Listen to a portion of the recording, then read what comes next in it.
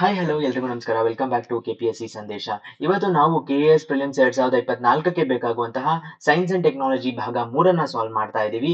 So ಭಾಗ 1 ಮತ್ತು 2 already upload ಮಾಡಿದೀವಿ. ಅದರ ಲಿಂಕ್ ಅನ್ನ ಪ್ಲೇಲಿಸ್ಟ್ ಅನ್ನ ಲಿಂಕ್ ಅನ್ನ ಡಿಸ್ಕ್ರಿಪ್ಷನ್ ಅಲ್ಲಿ ಹಾಕಿರ್ತೀವಿ. ಸೊ ಇದು ವಿಜ್ಞಾನ ಮತ್ತು ತಂತ್ರಜ್ಞಾನ ಭಾಗ 3. ಇದು ನನ್ನ ಹೆಸರು ಸಂದೀಪ್ ದೇಶಪಾಂಡೆ. ಸೊ ಇದು ನನ್ನ ಕಿರು ಪರಿಚಯ. ನಾನು ನನ್ನ ಬಿಟೆಕ್ ನ ಮೆಕ್ಯಾನಿಕಲ್ ಇಂಜಿನಿಯರಿಂಗ್ NITK ಸೂರತ್ಕಲ್ ಅಲ್ಲಿ ಕಂಪ್ಲೀಟ್ ಮಾಡಿದ್ದೀನಿ. ಹಾಗೂ MS ಅನ್ನು ಪ್ಯಾರಿಸ್ ನ ಎಕೋಲ್ ಪಾಲಿಟೆಕ್ನಿಕ್ ಅಲ್ಲಿ UPSC ನಡೆಸುವಂತಹ ಸಿವಿಲ್ ಸರ್ವಿಸ್ ಎಕ್ಸಾಮಿನೇಷನ್ ನ ಪ್ರಿಲಿಮ್ಸ್ ಎಕ್ಸಾಮ್ ಅನ್ನು 4 ಬಾರಿ ಪಾಸ್ ಮಾಡಿರೋ ನನ್ನ ನಾಲೆಜ್ ಅನ್ನು ಶೇರ್ ಮಾಡಬೇಕು ಅಂತ ಈ ಚಾನೆಲ್ ಅನ್ನ ಸ್ಟಾರ್ಟ್ ಮಾಡಿರೋದು. ಸೊ ತಡ ಮಾಡದೆ ಇವತ್ತಿನ ಕ್ಲಾಸ್ ಅನ್ನ ಸ್ಟಾರ್ಟ್ ಮಾಡೋಣ. ಮೊದಲನೆಯ ಒಂದು current affairs about science and technology ಏನು ಅಂದ್ರೆ ಕೆಮಿಲಿಯನ್ ಟ್ರೋಜನ್ ಅಂತ ಒಂದು ಹೊಸ ಸುದ್ದಿ ಇದೆ. ಸೊ ನೀವಿಲ್ಲಿ ನೋಡ್ಬೋದು ಕೆಮಿಲಿಯನ್ ಟ್ರೋಜನ್ ಏನಪ್ಪಾ ಅಂದ್ರೆ ಸೆಕ್ಯೂರಿಟಿ ರಿಸರ್ಚರ್ಸ್ ಒಂದು ಹೊಸ ಟ್ರೋಜನ್ ಅನ್ನ ಕಂಡುಹಿಡಿದಿದ್ದಾರೆ. ಏನ್ ಮಾಡುತ್ತೆ ಇದು ಅಂದ್ರೆ ನಾವು ಇಷ್ಟುವರೆಗೂ ಥಿಂಕ್ ಮಾಡದೇ ಇರೋದನ್ನ ಮಾಡುತ್ತೆ. ಏನು ಡಿಸೇಬಲ್ ಬಯೋಮೆಟ್ರಿಕ್ ಅಥೆಂಟಿಕೇಶನ್, ನಮ್ಮ ಫಿಂಗರ್ ಪ್ರಿಂಟು ಹಾಗೂ ಫೇಸ್ ಲಾಕ್ ಅನ್ನು. ಸೊ ಭದ್ರತಾ ಸಂಶೋಧಕರು ಹೊಸ ಮಾಲ್ವೇರ್ ಅನ್ನು ಕಂಡು ಹಿಡಿದಿದ್ದಾರೆ. ಅದು ಫಿಂಗರ್ ಪ್ರಿಂಟ್ ಮತ್ತು ಫೇಸ್ ಅನ್ಲಾಕ್ ನಂತಹ ಬಯೋಮೆಟ್ರಿಕ್ ದೃಢೀಕರಣ ವಿಧಾನಗಳನ್ನು ನಿಷ್ಕ್ರಿಯಗೊಳಿಸುತ್ತದೆ. ಅಂದ್ರೆ ಅದನ್ನ ಬೈಪಾಸ್ ಮಾಡುತ್ತೆ ಮತ್ತು ಅನ್ಆಥರೈಸ್ಡ್ ಆಕ್ಸೆಸ್ ಟು ಫೋನಿನ ಪಿನ್ನಿಗೆ ಒಂದು ಆಕ್ಸೆಸ್ ಸಿಗುತ್ತೆ ಈ ಟ್ರೋಜನಿನ ಮುಖಾಂತರ. ಸೊ ನೆನಪಿರ್ಲಿ, ಬಯೋಮೆಟ್ರಿಕ್ ನ ಬೈಪಾಸ್ ಮಾಡಬಹುದೇ ಹೊರತು ಫೇಕ್ ಬಯೋಮೆಟ್ರಿಕ್ ಅಲ್ಲಿ ಎಂಟರ್ ಆಗೋದಕ್ಕೆ ಆಗೋದಿಲ್ಲ. ಸೊ ಇದು ಕೆಮಿಲಿಯನ್ ಟ್ರೋಜನ್. ಕೆಮಿಲಿಯನ್ ಅಂತ ಅಂದ್ರೆ ನಮ್ಗೆಲ್ಲ ಗೊತ್ತಿರುತ್ತೆ, ಊಸರವಳ್ಳಿ ಅಂತ ಅಥವಾ ಗೋಸುಂಬೆ ಅಂತ ಏನ್ ಕರೀತಾರೆ, ಬಣ್ಣ ಬದಲಾಯಿಸುವಂತಹ ಒಂದು ಟ್ರೋಜನ್.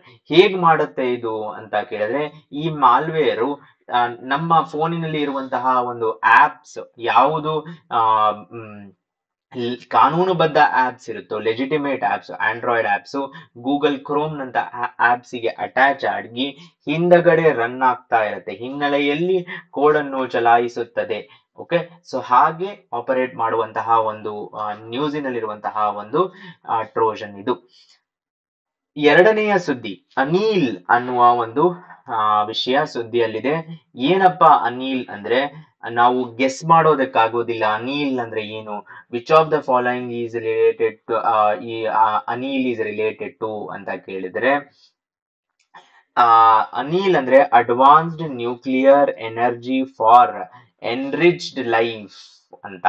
ಸೊ ಒಂದು ಇದು ಯಾರ ಹೆಸರಿ ಮೇಲಿದೆ ಅಂತ ಕೇಳಿದ್ರೆ, ಇಂಡಿಯನ್ ಸೈಂಟಿಸ್ಟ್ ಅನಿಲ್ ಕಾಕೋಡ್ಕರ್ ಅವರ ಹೆಸರಿನಲ್ಲಿ, ಭಾರತದ ವಿಜ್ಞಾನಿ ಅನಿಲ್ ಕಾಕೋಡ್ಕರ್ ಅವರ ಹೆಸರಿನಲ್ಲಿ ಇರುವಂತದ್ದು.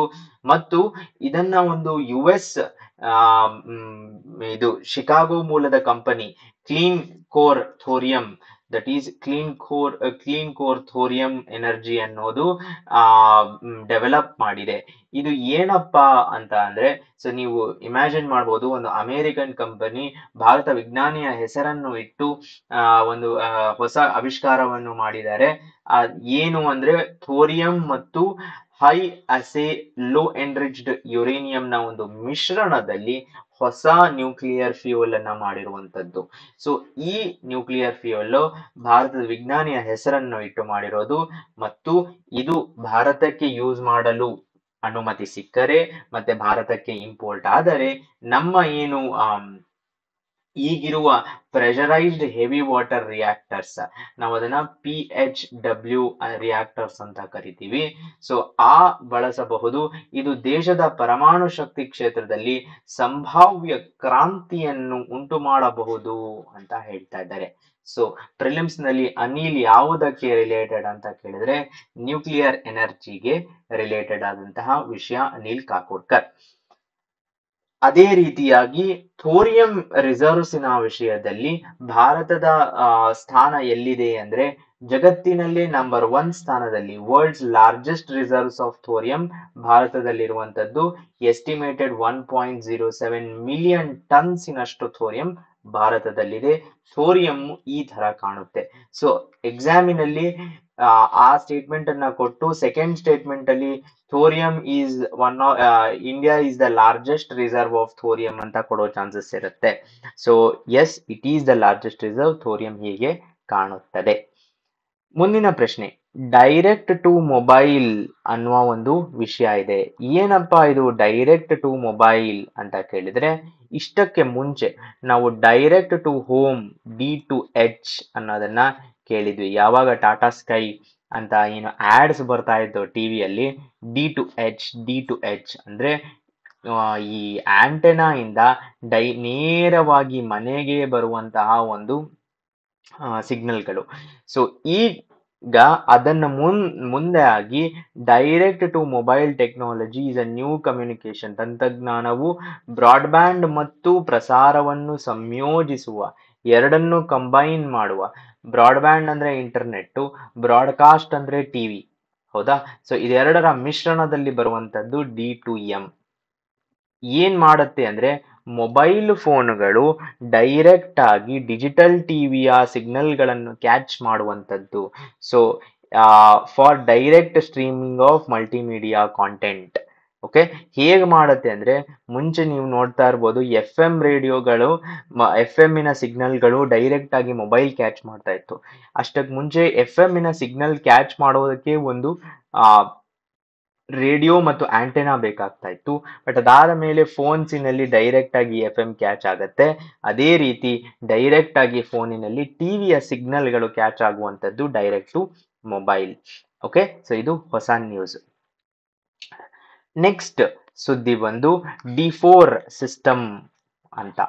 ಏನಪ್ಪಾ D4 system? D4 system is related to ಅಂತ ಪ್ರಶ್ನೆ ಬರ್ಬೋದು.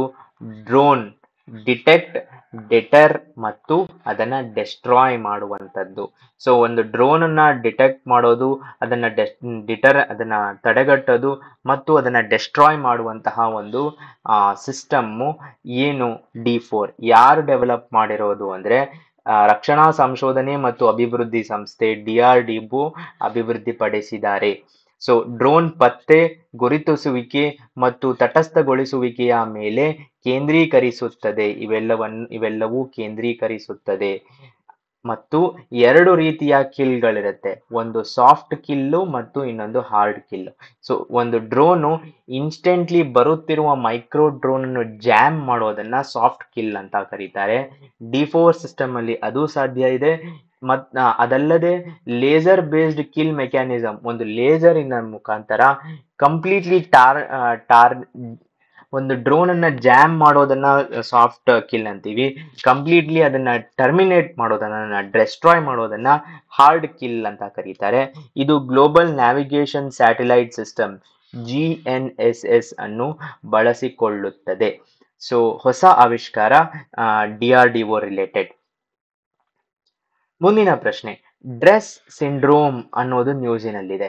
ಸೊ ಈ ಮಧ್ಯೆ ಬಹಳಷ್ಟು ನ್ಯೂಸಿನಲ್ಲಿರುವ ಒಂದು ಮೆಡಿಕೇಶನ್ಸ್ ಆಗ್ಲಿ ಮತ್ತು ಸಿಂಡ್ರೋಮ್ಗಳಾಗ್ಲಿ ಏನು ಅಂತ ಕೇಳಿದ್ರೆ, ಮೆಫ್ತಾಲ್ ಸ್ಪ್ಯಾಸ್ ಅಂತ ಒಂದು ಪೇನ್ ಕಿಲ್ಲರ್ ಇದೆ.